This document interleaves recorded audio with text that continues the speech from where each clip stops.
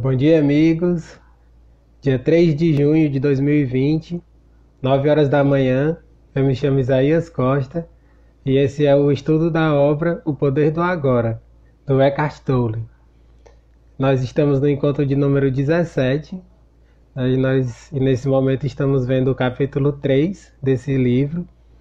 Aos poucos nós estamos avançando, né, cada dia um pouquinho mais nessa obra tão rica de ensinamentos, né, uma obra riquíssima de ensinamentos. Ao longo das lives, né, quem está acompanhando tem percebido o quanto é profundo o conteúdo desse livro. E um dos objetivos principais, né, de eu estar fazendo esse estudo é exatamente esse, a gente conseguir adentrar a profundidade dos ensinamentos que estão contidos nela. E antes de iniciar, como eu sempre faço, agradecer, né, quem está acompanhando esse estudo depois que ele fica gravado aqui no IGTV do Instagram. O pessoal que está acompanhando também pelo meu canal do YouTube, que é canal Isaías Costa. Convido vocês a assinarem o canal, que aí vocês podem ver tanto assim os estudos mais recentes como os mais antigos, tá tudo lá, gente, numerado, né? Um, dois, três, tá tudo bem organizadinho, bonitinho. E como eu sempre digo, lá nas descrições de cada vídeo estão todas as referências que eu tenho trago, né, para cá, de livros, de citações, de podcasts. É uma forma de vocês abrangerem, né, de vocês expandirem todas essas reflexões. Então, assinei lá o canal, dei um joinha nos vídeos, né, que isso ajuda a fazer com que esse conteúdo chegue a mais pessoas. E o pessoal também que tem acompanhado pelo podcast, né, pelo Para Além do Agora, que é o meu podcast tanto no Spotify quanto no SoundCloud. Né, agradecer a vocês que estão acompanhando por todos esses canais. Então, gente, ó, hoje na live a gente vai ver, né, o capítulo 3, como eu comentei, é um dos temas principais do capítulo 3, se não o principal, que é o acesso ao poder do agora, né, que a temática, né, do capítulo 3 é o entrar profundamente no agora. E esse tópico talvez seja o mais importante do capítulo, porque é como ele ensina como é que você acessa, como é que você adentra o agora. E aí começa, gente, com um questionamento bem longo, assim. O questionamento em si já é parte de tudo, assim. Até o momento, né, eu li vários de toda a parte anterior que tinham vários questionamentos, mas sem dúvida o maior, em termos de tamanho, é esse aqui. Ao longo do livro, provavelmente tem outros que são tão grandes quanto esse, né? Mas esse realmente é um dos maiores questionamentos e aí ele responde em seguida. Ele diz assim: momentos atrás, quando você falou sobre o eterno presente e a irrealidade do passado e do futuro, peguei-me olhando através da janela para uma determinada árvore. Já a tinha olhado muitas vezes antes, mas agora foi diferente. Não percebi muita diferença na forma externa, exceto que as cores pareciam mais vivas, mas havia uma dimensão adicional que antes eu não tinha notado.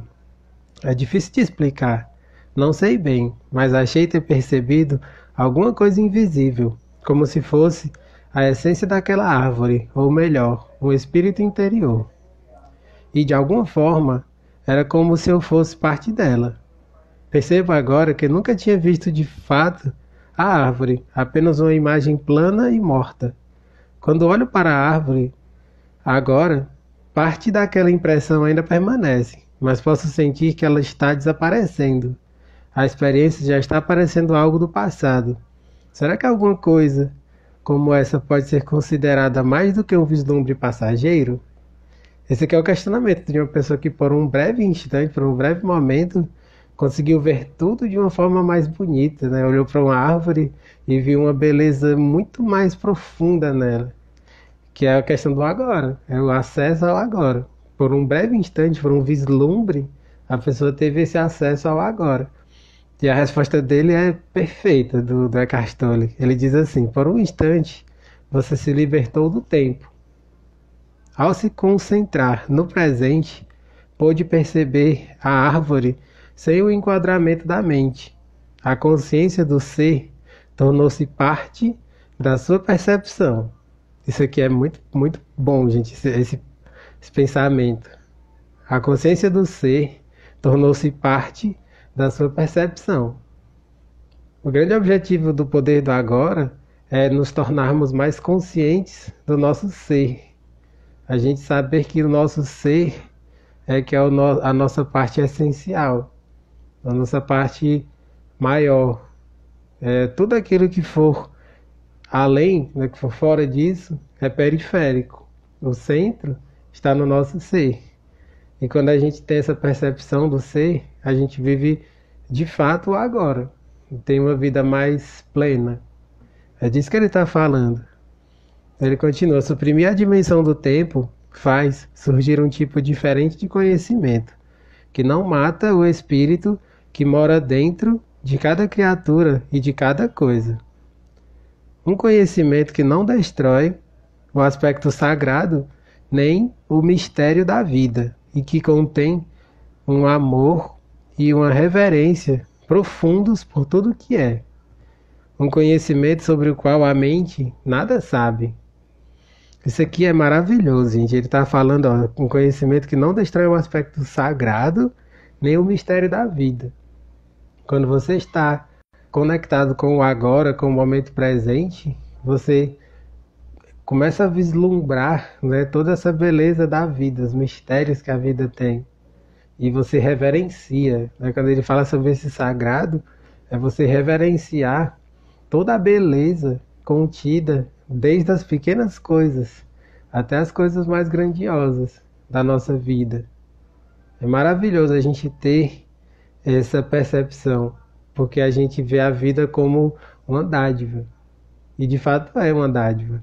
A nossa vida, estarmos presentes, estarmos saudáveis, tudo isso é uma dádiva. Eu tenho falado várias vezes aqui, a gente está vivendo uma pandemia do coronavírus, e cada dia que surge e que nós estamos aqui, já é motivo de sobra para a gente agradecer. Porque a cada dia, milhares de pessoas estão morrendo pelo mundo afora. E se você está aqui, está acompanhando esse estudo, é porque você está vivo. E porque você tem condições. Você é um privilegiado. Muitas pessoas nem acesso à internet têm. Não tem nem comida para se alimentar bem. Quanto mais internet. Então nós somos muito privilegiados.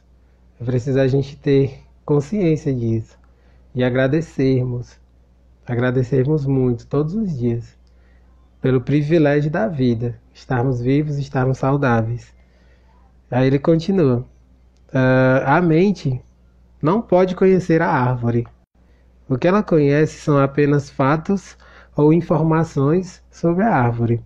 A minha mente não pode conhecer você, só rótulos, julgamentos, fatos e opiniões sobre você. Só o ser conhece diretamente. Isso aqui é maravilhoso, gente, que ele está comentando. Que uma coisa é você ter o conhecimento teórico sobre a árvore, né? A gente na escola estuda um pouco sobre a botânica, né, em biologia.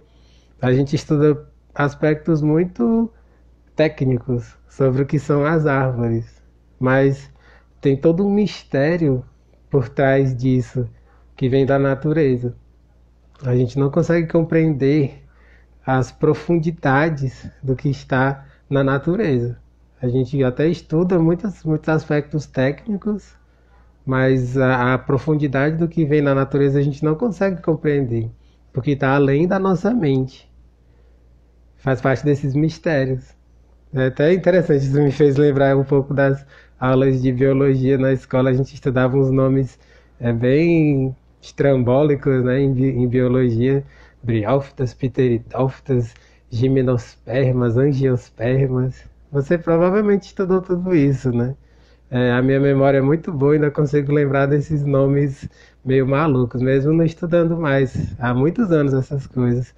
Eu gostava muito de biologia. Eu era aqueles alunos nerd, né? Eu estudava para tirar 10 em tudo. Eu ainda tenho, assim, algumas lembranças. Era bem difícil, mas essa coisa técnica, as pessoas até conhecem muito bem, principalmente os estudiosos. Mas isso não é árvore. Isso são aspectos técnicos sobre a árvore. É preciso diferenciar isso, entende, gente? E isso a gente só consegue quando busca acessar o agora, esse poder do agora, que ele vai falar ainda mais detidamente sobre isso em seguida. Ah, ele continua: há um lugar para a mente e para o conhecimento da mente. Essa aqui eu tinha até feito uma observação aqui, né? É, que ele fala, eu vou reler, ó. A mente não pode conhecer a árvore. O que ela conhece são apenas fatos ou informações sobre a árvore. A minha mente não pode conhecer você, só rótulos, julgamentos, fatos e opiniões sobre você. Só o ser conhece diretamente. Isso daqui, gente, é muito legal o que ele está falando. Que quando a gente fala sobre o outro, a gente não está acessando realmente o outro, né? Porque a questão do conhecimento de si é só você mesmo que pode ter, né? A questão que ele fala sobre qualquer coisa que você fale sobre o outro é o seu ponto de vista. Eu sempre digo isso, né? Que um ponto de vista é apenas a vista de um ponto. Essa frase magnífica, né, do querido Leonardo Boff, né? Que muitas pessoas replicam, né? Muita gente replica essa frase mesmo sem saber que é dele, do Leonardo Boff, né? O ponto de vista é apenas a vista de um ponto. Ou seja, você está reduzindo algo que é muito maior. Então, assim, uma coisa que não pode passar despercebido quando você lê essa parte, que é muito profunda, que está meio que nas linhas, sobre quando a gente falar a respeito do que a gente pensa sobre os outros, é só o que a gente pensa, não é o que o outro é. Entende? O que o outro é só ele que pode descobrir, através da sua própria busca. É a sua busca que faz chegar ao conhecimento de si mesmo. Não é o que os outros acham que seja.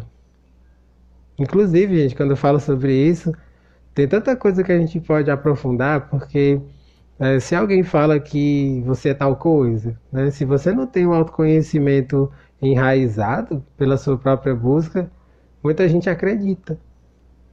É daí que vem muitas vezes processos de sofrimentos que surgem da falta de autoconhecimento.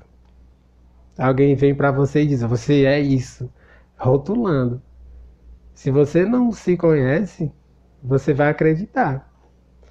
Isso é muito mais forte quando você é criança. As pessoas mais, né, assim, quem são as crianças, né, quem ainda está nos primeiros anos de vida, são como esponjas. Elas absorvem o que os adultos dizem. Se eles dizem para você, você é isso, você é aquilo, elas muito rapidamente vão acreditar naquilo.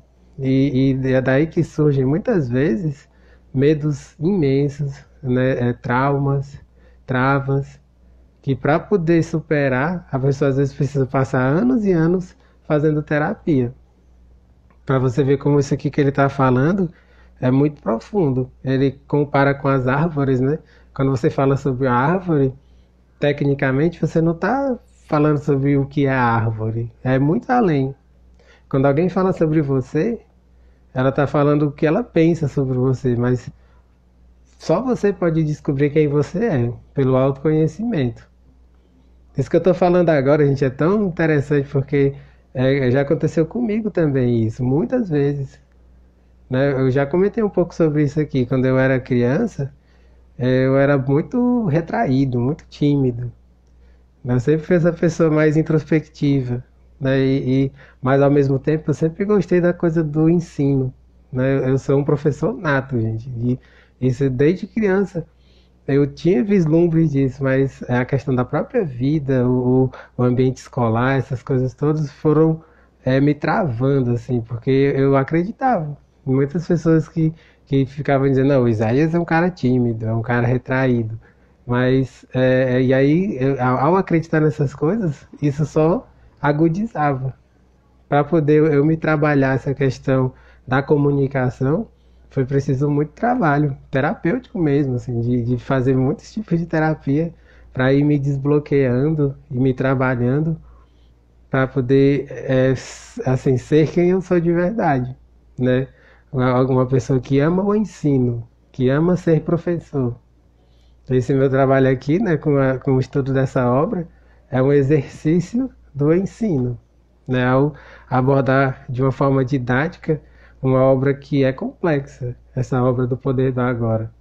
Para você ver, gente, quando o poder da palavra, o que eu estou falando que está relacionado com isso, tem a ver também com o poder da palavra. Tenha muito cuidado com a forma que você expressa, com as palavras que você utiliza, porque se você estiver falando algo que seja no tom de julgamento, no tom de crítica, principalmente para uma pessoa que não tenha esse autoconhecimento bem consolidado, você vai estar interferindo nos processos de crescimento dessa pessoa, de amadurecimento dela.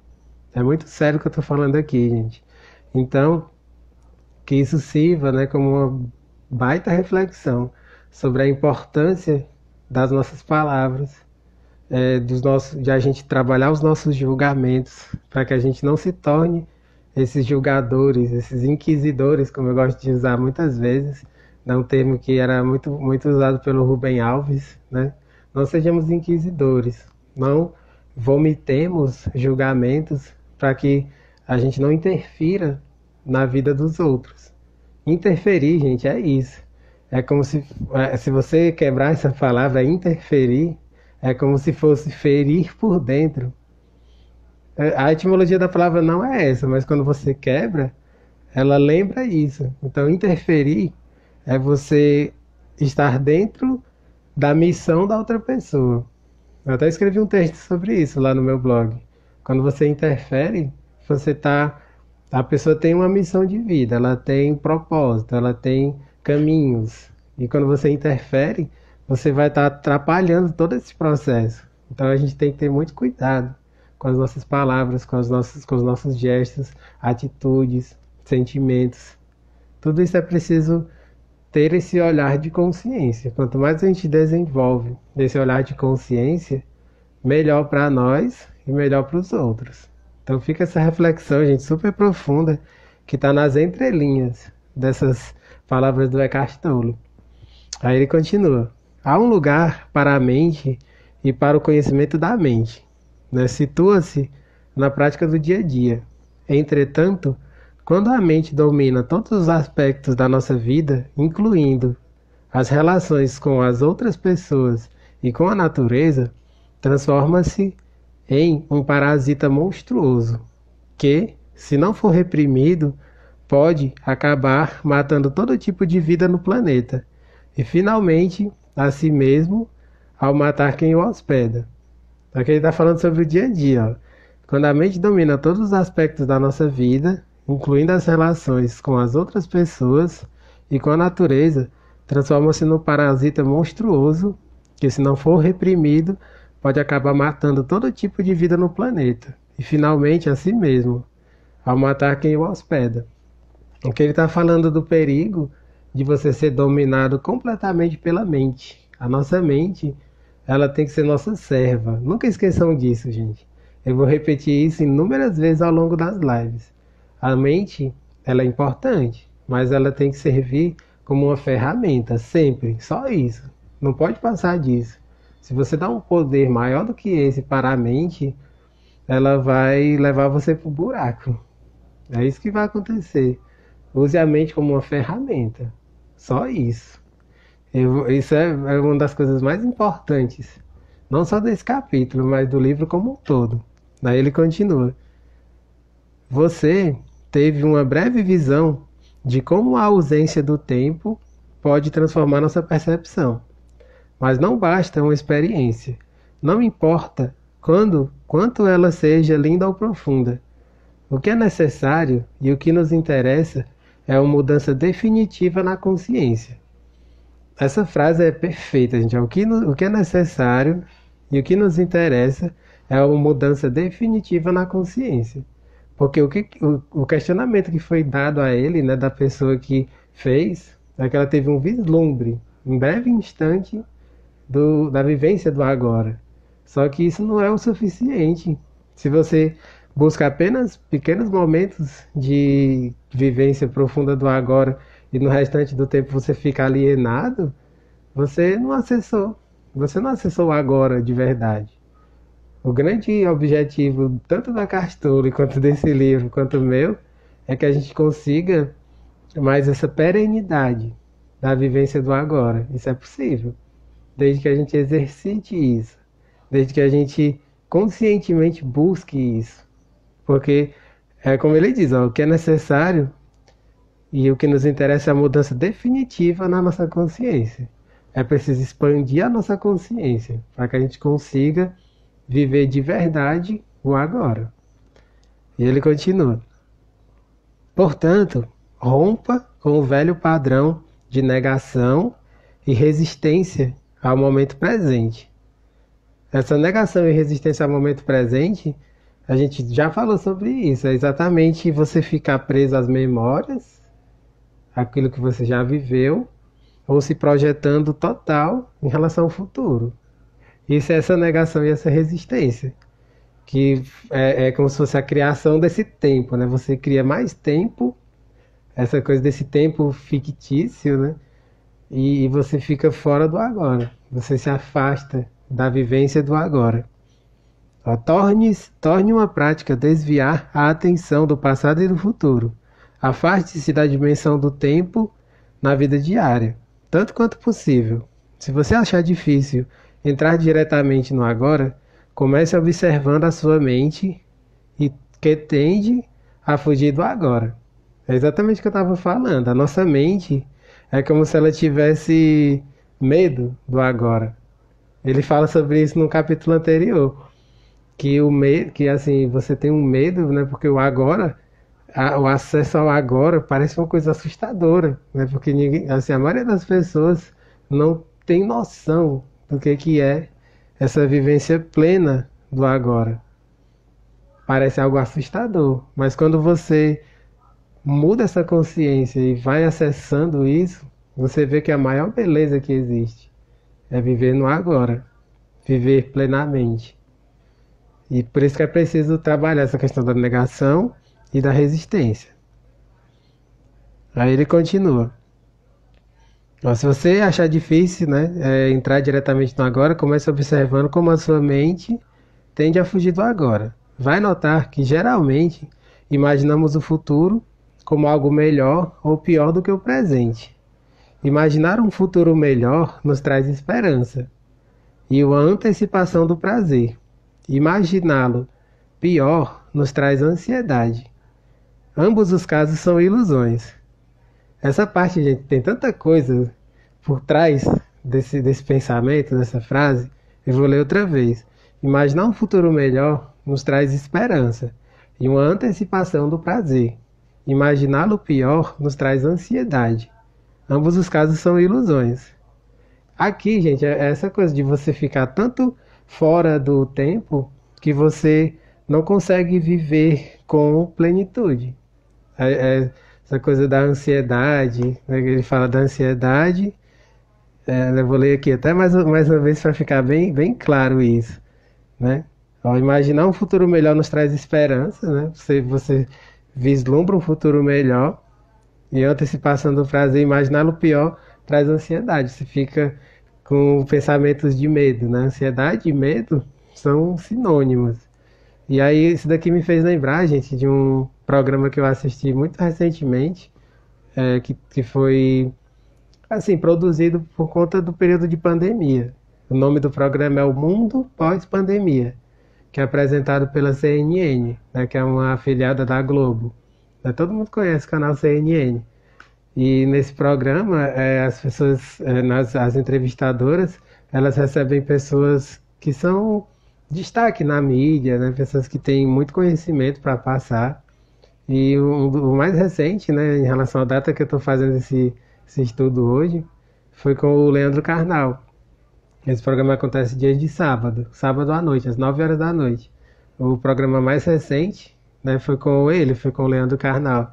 E ele falou uma coisa que eu achei linda, assim, e muito prática, uma coisa extremamente prática, para que você se olhe, se veja e perceba qual desses 4 tipos você é.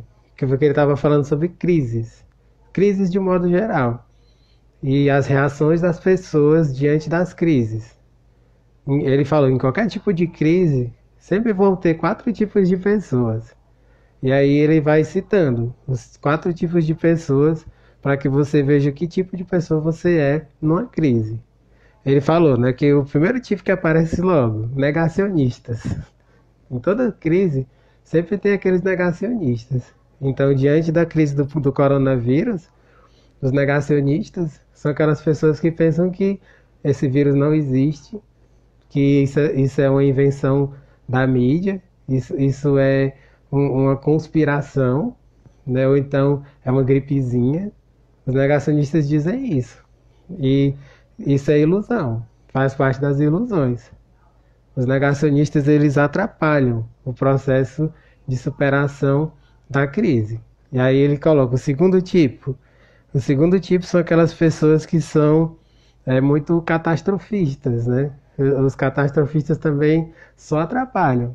Eles dizem assim, não, o mundo vai acabar, né? A gente vai morrer, não tem esperança para a humanidade, o ser humano é um vírus que está destruindo tudo, enfim, elas só pensam no pior, né? Os catastrofistas são assim, aquelas pessoas que tipo assim, abraçam o apocalipse, né? Se você é assim, você também não está contribuindo. Esse tipo de pensamento só atrapalha um período de crise, né? Então, evite isso, né? Que são extremos, né? É o extremo, a negação é um extremo de você achar que está tudo bem, sendo que não está. O catastrofismo é você achar que está tudo horrível e também não é verdade. Tem muita coisa maravilhosa acontecendo. Eu nunca vi, gente, tantos movimentos de solidariedade genuína acontecendo. Então, as pessoas que dizem que está o fim do mundo, é mentira. Essa pessoa não está olhando de forma ampla. São os dois extremos. Esses dois extremos são terríveis. E aí ele fala do terceiro tipo. O terceiro tipo, gente, é tão comum. Infelizmente, é super comum. Que são aquelas pessoas preguiçosas, acomodadas. As pessoas preguiçosas e acomodadas têm aos montes. Elas dizem assim, realmente essa crise existe, ela tem gerado muito sofrimento, né, muitas perdas econômicas, perdas de vida, mas alguém tem que fazer alguma coisa. Essa frase é a frase que resume as pessoas que são preguiçosas e acomodadas. Elas dizem, alguém tem que fazer alguma coisa, mas não vai ser o que eu posso fazer? Eu sou só um. Elas pensam isso. Eu sou só uma pessoa. Qual é o meu potencial nisso tudo? E aí elas não contribuem também de forma efetiva para uma mudança, para um crescimento, porque elas terceirizam, elas colocam para que os outros façam, os outros resolvam. E aí ela tira assim todo o potencial de realização que ela pode ter. Que todos nós temos isso muito forte na gente. É uma questão de se menosprezar. Quando você pensa que você não pode ser um agente que possa contribuir para o processo de transformação, você está se menosprezando. Você não está conseguindo enxergar todo o poder que você tem. Esse é o terceiro tipo, que, a meu ver, talvez seja o mais numeroso. Porque são pessoas que estão lá silenciosas e não estão, de fato, colocando sua energia em movimento para que as coisas mudem para melhor. E aí, por fim, vem o quarto tipo, né? Que são as pessoas que ele chama de corajosas. Pessoas corajosas, eu sempre digo isso antes de falar qualquer coisa. Coragem não é ausência de medo. Coragem é você agir apesar do medo. Nunca esqueça disso. Um monte de gente fala sobre isso, né? O Mário Sérgio Cortella é um deles, que sempre fala nas suas palestras, entrevistas de rádio, televisão. A coragem não é ausência de medo, é você agir apesar do medo. Medo todo mundo tem, em maior ou menor grau. A grande questão é você superar isso, você ficar acima desse medo e fazer alguma coisa, se movimentar de alguma forma. Essas pessoas, que são as corajosas, elas tentam, dentro da sua possibilidade, fazer alguma coisa que contribua de alguma forma para o processo de superação dessa crise. eu, dentro das minhas possibilidades, eu estou fazendo isso, eu estou escrevendo, eu tô fazendo esses estudos todos os dias aqui, né? E muitas outras coisas, a gente atendendo como psicanalista, né? Contribuindo enfim, algumas causas, né? Eu tenho feito várias coisas que eu sei que estão dentro das minhas possibilidades. E algumas coisas que eu, inclusive, não falo para ninguém, né? Porque aquilo que a gente faz de bom grado, de coração, não precisa a gente ficar falando para Deus e o mundo. Então, assim, a gente tem possibilidades dentro do nosso universo de fazer alguma coisa. Então, é a partir daí que as crises, elas podem ter superação, gente.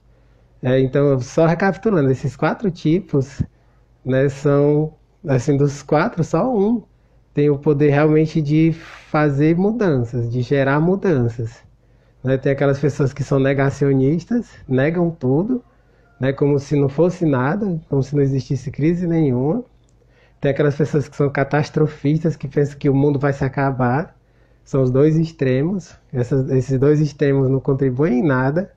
Tem as pessoas que são preguiçosas, que ficam querendo que tudo se resolva, mas que elas não fazem nada para mudar a situação.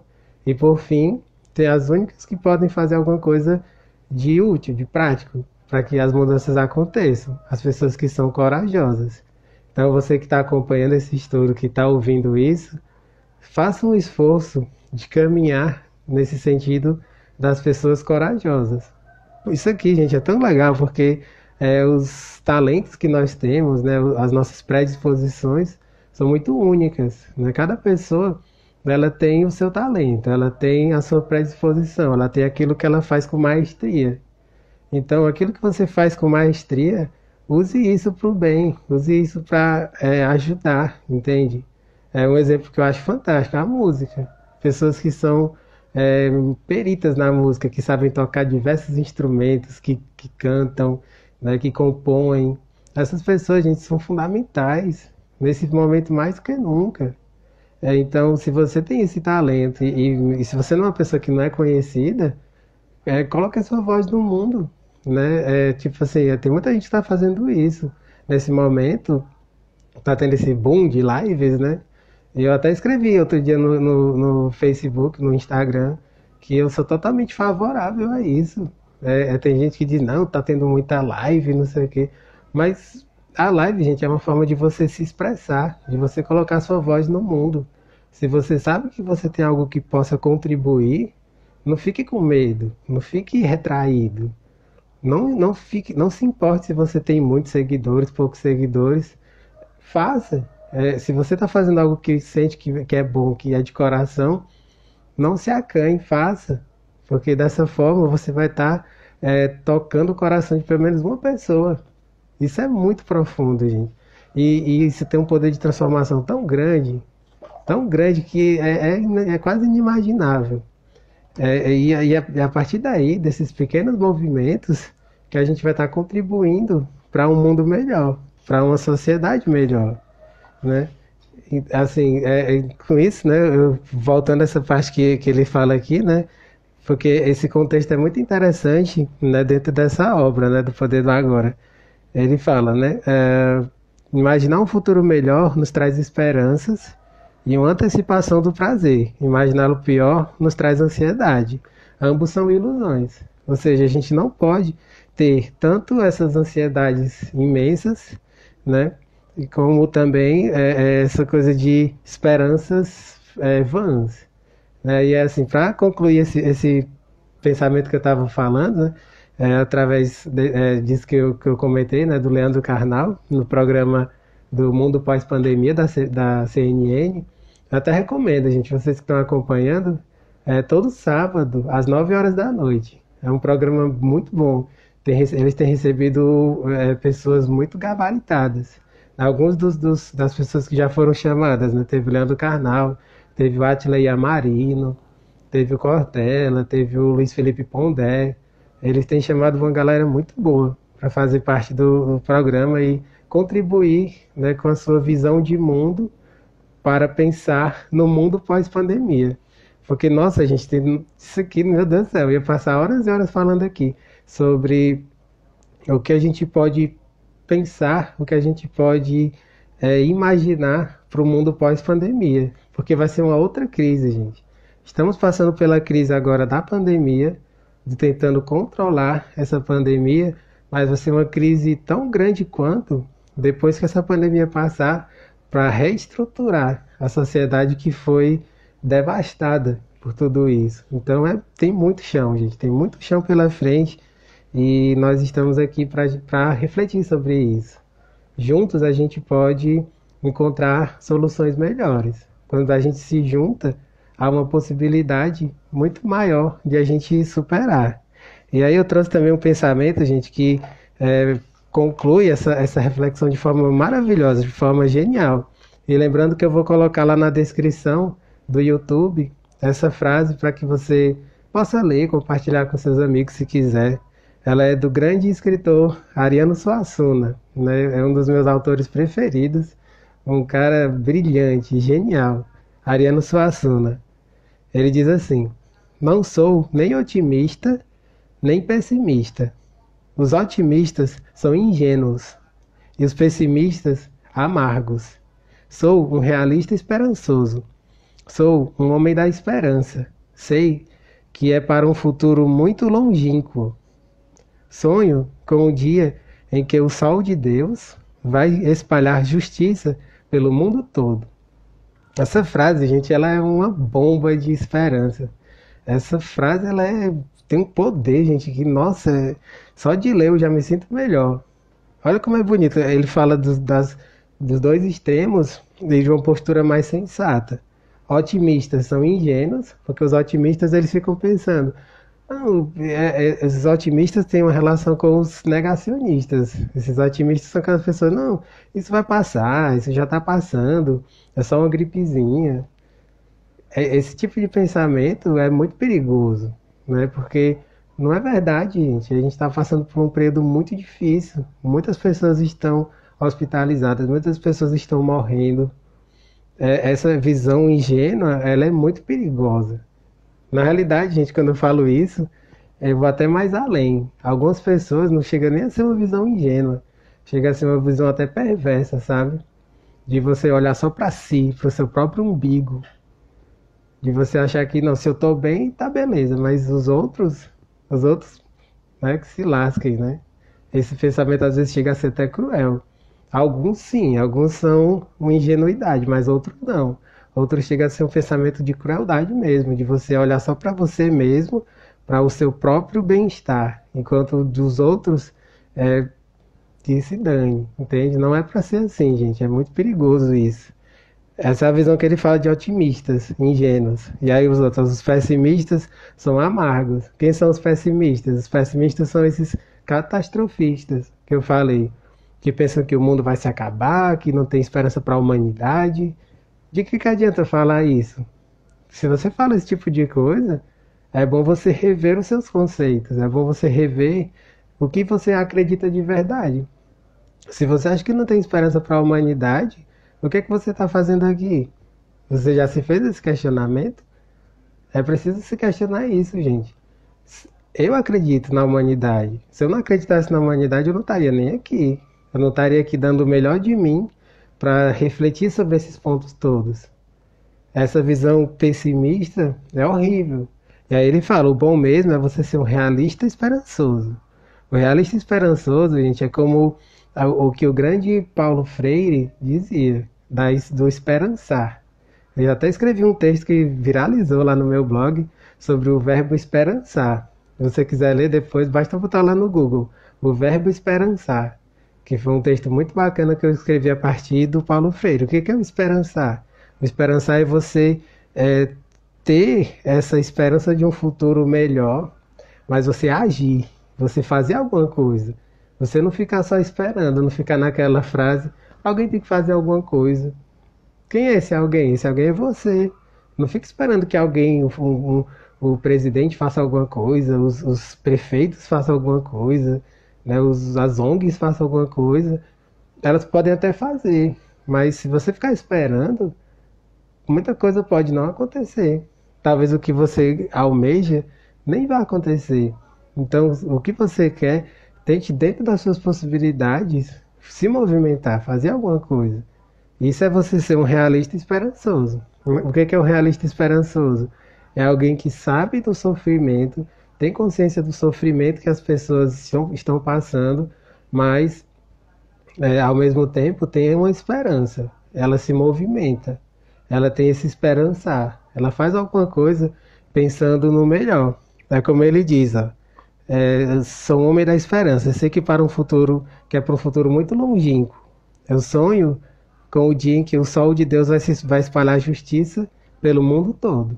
Eu também sonho com esse mundo, gente, que vai haver muito mais justiça, muito mais união, as desigualdades elas vão cair por terra. Só que é para um futuro longínquo. Eu não vou estar mais aqui. Você que está me acompanhando não vai mais estar aqui para esse novo mundo. Mas nós podemos ser construtores. Eu penso sempre assim, gente, como tipo, tipo um jardineiro, né? Eu gosto muito dessa metáfora do jardineiro que cuida do jardim, que planta com todo carinho, né? As plantas, às vezes plantas que vão passar muitos anos para crescer e que depois que elas crescerem, que elas botarem frutos, vão alimentar muitas outras pessoas. Mas que você construiu aquilo, você adubou, você com todo carinho fez com que aquilo crescesse. A gente precisa pensar dessa maneira. Nós, como seres humanos, somos sementinhas. Cada um pode contribuir da sua forma, de alguma forma pequena que seja, para construir esse novo mundo. Esse novo mundo ele pode surgir e são com movimentos pequenos, pequenos como esse que eu estou fazendo aqui, podem contribuir, vão ser sementinhas para a construção desse novo mundo, que na linguagem do Ariano Suassuna é esse sol de Deus. Não é lindo isso, gente? Que a gente possa levar isso para a nossa vida, né? Essa frase do Ariano Suassuna, a gente é demais, é muito, muito bonita. Eu já li não sei quantas vezes ela e não cansa de reler, porque ela realmente nos enriquece extremamente. Então, voltando, gente, aqui para a parte do livro, já mais aos pouquinhos me encaminhando para a parte final, ele diz assim: ao observarmos a nós mesmos, um maior grau de presença surge automaticamente em nossas vidas. No momento em que percebemos que não estamos presentes, estamos presentes. Isso aqui é tão legal, porque o que que acontece? Quando ele fala, né? No momento que nós nos damos conta de que nós não estamos presentes, aí que surge o momento da presença. É por isso que eu já falei inúmeras vezes aqui sobre a respiração consciente, a meditação, porque quando você medita, principalmente prestando atenção na sua respiração, processo de inspiração, respiração, quando você faz isso, você está presente, você tem consciência de estar no aqui e agora. Por isso, gente, é exatamente por esse ponto que a gente vê o quanto a meditação, a respiração a respiração consciente, ela é poderosa. Ela pode nos catapultar para o momento presente. E aí ele continua: sempre que formos capazes de observar nossas mentes, deixamos de estar aprisionados. Um outro fator surgiu, algo que não pertence à mente, que é a presença observadora. Essa coisa da presença observadora, gente, é a chave. Quando você se torna um observador, tanto da sua mente, quanto dos seus sentimentos e sensações, pronto, você já acessou o agora. Coisas que eu já comentei anteriormente em outras lives. Ele continua: esteja presente como alguém que observa a mente e examine seus pensamentos, suas emoções, assim como suas reações em diferentes circunstâncias. Esse ponto que ele fala por último, né, reações diante das circunstâncias, são as nossas sensações, como que o nosso corpo sente. E isso é super importante. Ao observar isso, você vai estar se conectando ao agora. Aí ele continua: concentre o seu interesse não só nas reações, mas também na situação ou na pessoa que leva você a reagir. Ou seja, quando você está nas situações, se as outras pessoas elas interferem nesse processo, como eu já comentei hoje nessa live, você já tem uma consciência melhor, você já dá aquele estalo, né? Poxa, tal pessoa está tentando, por exemplo, fazer com que eu sinta raiva, né? Ou então ela está sendo indiferente, e aí você já percebe. É um processo de você olhar para si e aí a sua própria reação já vai ser diferente. Eu vou comentar um pouco mais sobre isso ainda aqui. Ele coloca: perceba também com que frequência a sua atenção está no passado ou no futuro. Não julgue nem analise o que você observa. Preste atenção ao pensamento, sinta a emoção. Observe a reação, né? Não veja nada como um problema pessoal. Sentirá, então, algo muito mais poderoso do que todas aquelas outras coisas que você observa. Uma presença serena e observadora por trás do conteúdo da sua mente. O observador silencioso. Essa palavra, essa frase observador silencioso, ela diz tudo, né? Porque quando você acessa essa voz do silêncio, né, que todos nós podemos acessar quando a gente sereniza, quando a gente olha para dentro de si, nesse processo a gente vai estar acessando tanto o agora quanto acessando a dimensão de Deus. Isso aqui é como uma revisão da live que a gente teve ontem, que eu falei sobre o acesso a essa dimensão espiritual. A dimensão espiritual, gente, ela se dá no silêncio. Ela se dá no silêncio do nosso coração. É essa voz silenciosa, esse observador silencioso. Quando a gente aciona esse observador silencioso, não só a gente vai estar acessando o poder do agora, como a gente vai estar acessando o melhor de nós, que é essa centelha divina que está presente dentro dos nossos corações. Isso é muito profundo, gente, muito bonito. É o lado divino que existe dentro de cada um de nós, que pode ser acessado pelo silêncio. Portanto, gente, o silêncio é algo fundamental, que todos nós precisamos cultivar. Todos os dias, ter momentos de silêncio, momentos de quietude, porque eles nos ajudam a ter equilíbrio. Busque também, se você é uma pessoa que tem essa mente muito barulhenta, mais do que nunca, é importante que você tenha momentos de quietude, de serenidade, enfim, de você estar só com você mesmo, né? Sem perturbações, sem influências externas. Porque assim você vai estar acessando não só o agora, como essa centelha divina dentro de você. E aí ele já parte para a parte final, né, desse tópico, que é para a gente fazer o encerramento dessa live, diz o seguinte: uma presença intensa se faz necessária quando certas situações provocam uma reação de grande carga emocional, como, por exemplo, no momento em que acontece uma ameaça à nossa autoimagem, um desafio na vida que nos causa medo, quando as coisas vão mal ou quando um complexo emocional do passado vem à tona. Nessas situações, tendemos a nos tornar inconscientes. A reação ou a emoção nos domina e passamos a ser ela. Isso daqui é muito, muito bacana, gente. Eu vou só concluir e fazer alguns comentários. Ele diz: passamos a agir como ela. Arranjamos uma justificativa. Erramos, agredimos, defendemos. Só que não somos nós, e sim uma reação padronizada. A mente em seu modo habitual de sobrevivência. O que ele está falando aqui, gente, são sobre os nossos mecanismos de defesa.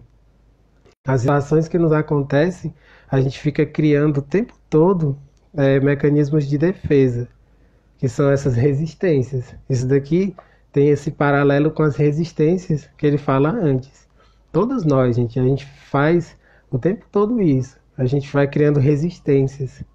E dessa forma a gente sofre. É automático o sofrimento que a gente passa.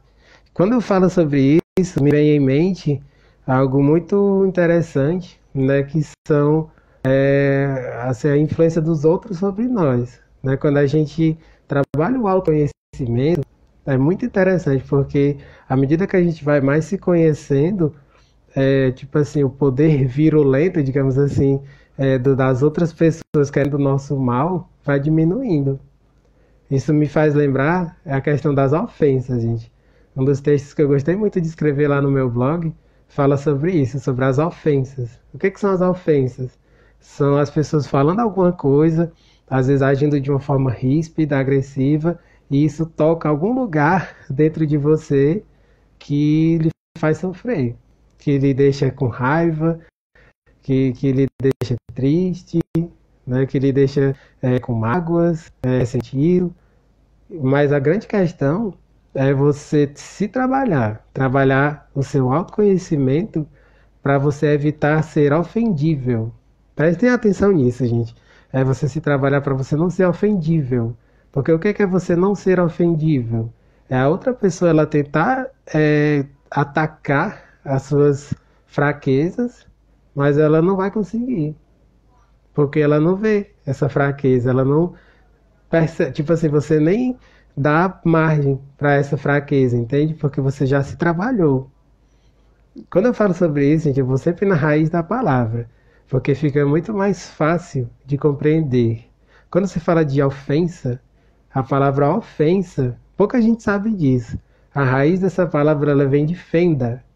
A ofensa significa fenda, ou seja, como se fosse um buraco, um vão dentro de você. Ou seja, quando você é ofendível, você tem fendas, você tem buracos dentro de você que ainda não foram preenchidos pela consciência, pela luz da consciência. Então, quando a pessoa ataca você, quando ela ofende você, você fica triste, você fica com raiva, ressentido, magoado. N coisas diferentes podem acontecer. A grande questão é quando você se conhece. Quando você se conhece e a pessoa ela tenta atacar essa fenda, ela não tem essa fenda, ela está preenchida, entende? E aí um exemplo muito prático para que você consiga compreender o que eu estou falando, eu acho até engraçado esse exemplo, é o Leandro Carnal. Mais uma vez retornando ao Leandro Carnal, ele sempre fala isso nas palestras dele, sobre a mãe, né? A mãe dele, ele diz, né, que uma vez ele estava na rua de carro, né? E aí parou no sinal, e pelo fato dele ser muito conhecido, né, ser famoso, estava de vidro baixo, né? E aí uma pessoa gritou de um outro carro, né? Seu filho do... né? Enfim, você sabe o que ele diz, né? Seu filho de... E aí o que ele disse? Oh, que legal, né? A reflexão sobre isso. É, aí ele colocou as duas possibilidades, né?